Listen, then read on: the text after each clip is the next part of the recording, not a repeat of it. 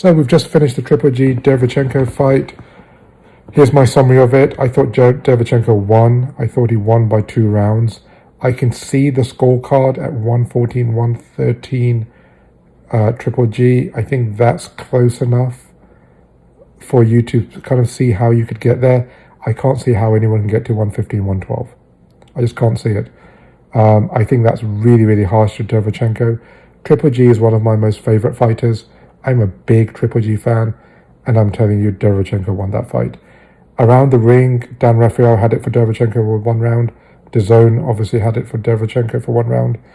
I think that's probably the consensus around the ring, and for most boxing pundits, that Derevyanchenko just sneaked it by a round. So therefore, you can give it a draw, that's fine. You can switch around, give it to Triple G by a round, that's fine. I don't think he won the fight though. And I think 115, 112 is a bit of a travesty. What did we learn from it? Well, I think one thing is very clear. Remember Triple G for the fighter he was, not for what he's now going to do from now on. Because he is no longer the world-class fighter he was. And by world-class, I mean the elite world-class fighter he was. He's still a very good fighter, but he's not that person anymore.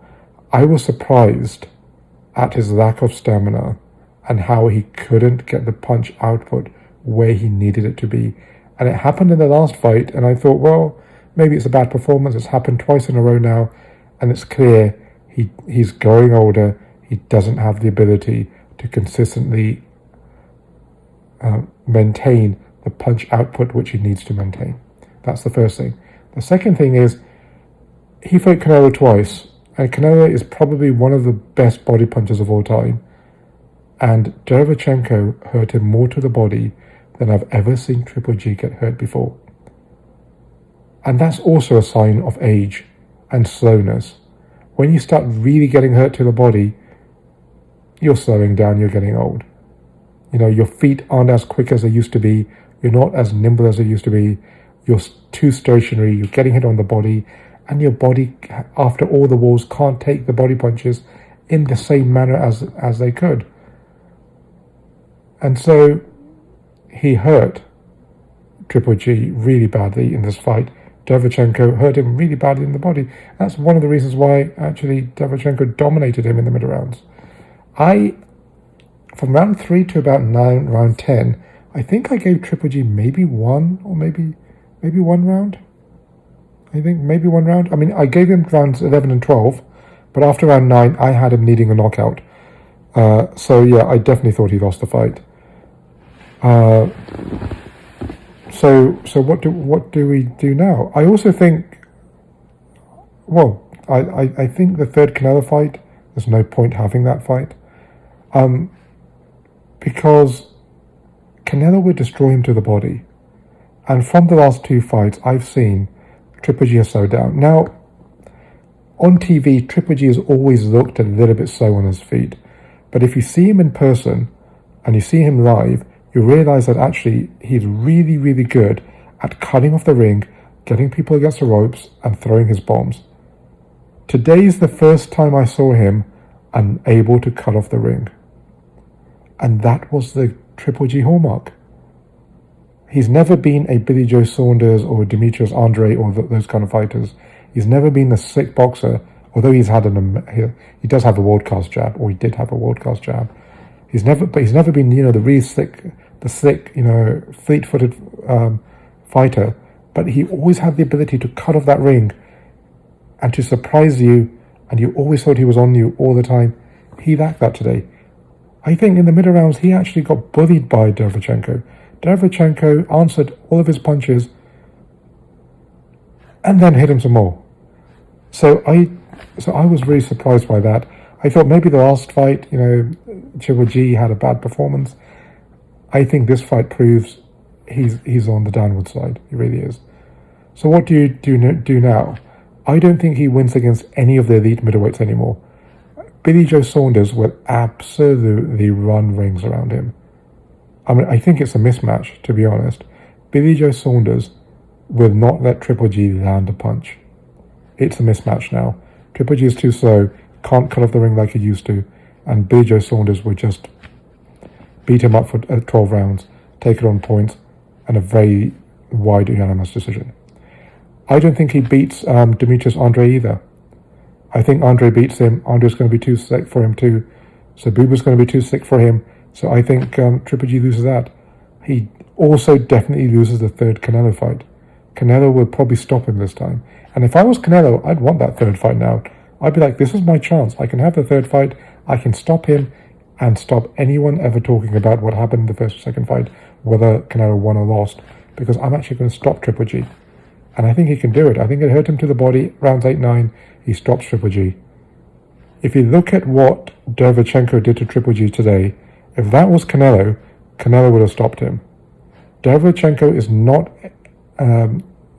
is not as big a puncher as Canelo, is not really as good a counter puncher as Canelo, is definitely not a better body puncher than Canelo, and he also doesn't really have the chin of Canelo, or the chin Canelo has now developed at least. And how he did it, I'm not really sure. I mean, some people, actually, let's be fair to Canelo, some people do get better at absorbing punches as they go up in weights. I think Tony Bellew was a good example of that, where he got knocked out by the Canadian guy, Superman. What was his name? Superman. Oh, the name escapes me now. I don't know why it escapes me. By the way, I hope he's doing well. I know after his last fight he was struggling in hospital. I hope he's recovering well. What was Superman's name? I can't remember. Anyway, the point was Tony Bellew got knocked out badly by him. And he got knocked out badly by Usyk as a cruiserweight. However, at heavyweight, he took David Haye's best punches. Particularly for the second fight, David Haye was nothing. But in the first fight, if you look at round 4 and 5, Tony Bellew took David Haye's 1-2, right-left combination, which would have knocked most people out. And David Haye was a big puncher.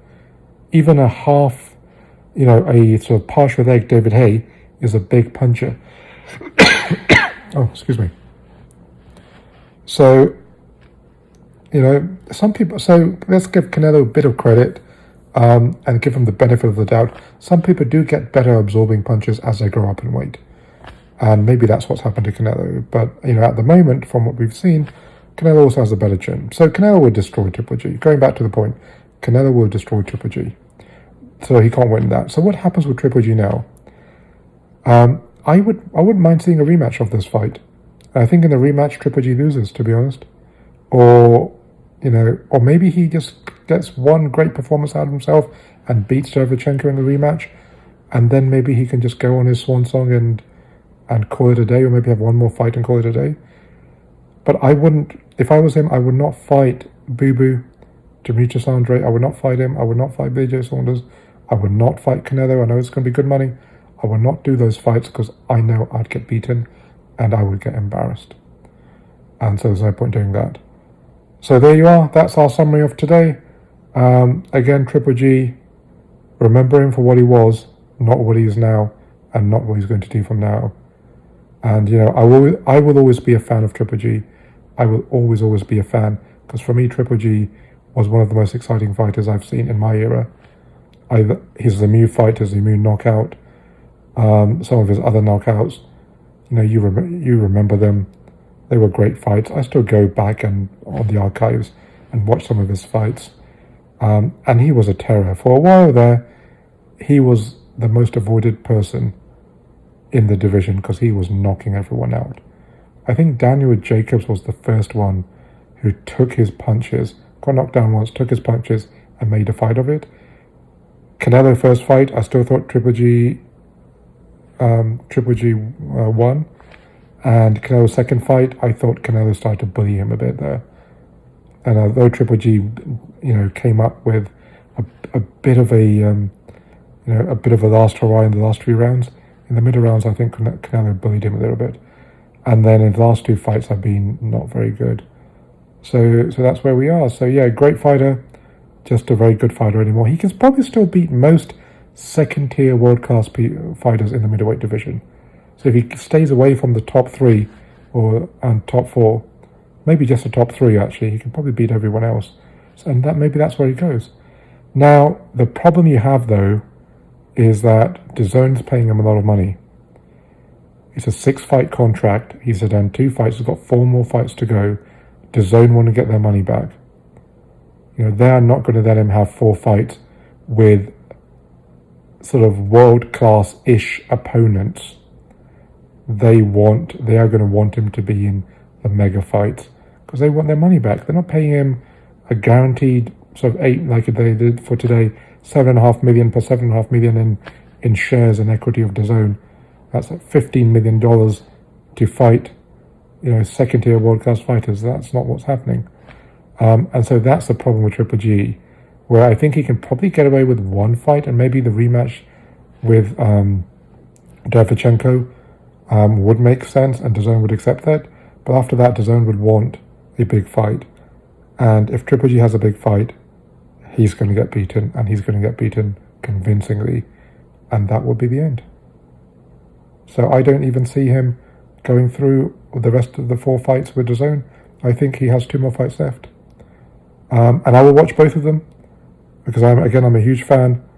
But I am going to remember him when I rate him as a fighter overall. I'm going to remember him up to the first CANELO fight, rather than the performances he's put on now, or actually the performances he's going to put on in the future. And for those of you who follow me on Twitter or Instagram, I told you so. I told you Derevyanchenko was going to be a tough fight. I told you it was going to be a rough fight, and that's what it ended up being. That's the summary, the boxing moment. Please subscribe. Please see our exclusive content. We'll be at the Usyk, we'll be ringside at Usyk with lots of exclusive interviews. So do please subscribe, hit the notification button, don't miss our videos, and we'll see you again.